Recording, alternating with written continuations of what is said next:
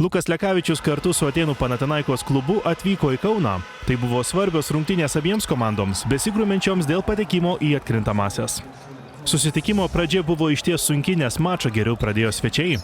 Po klaidos puolime žalgiriečių lanką sudrebino Tenasis Antetokounmpo ir graikai pirmąjį kėlinį laimėjo 13-19.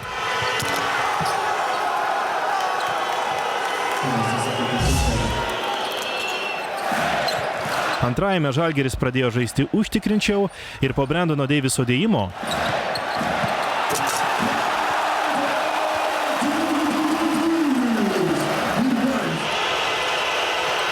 bei pirmųjų Deono Thompsono taškų jau įsiveržė į priekį.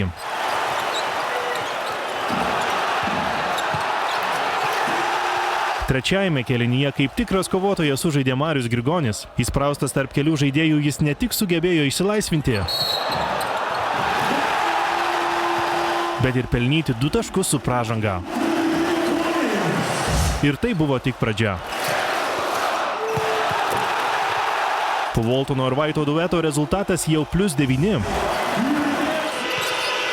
Aistras apraminti mėgino Nikas Kalatesas 48-44.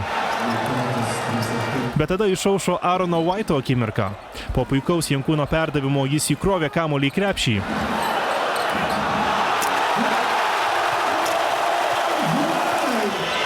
O kiek vėliau po Waltono perdavimo išverčia iš kėdžių visą Žalgirio areną.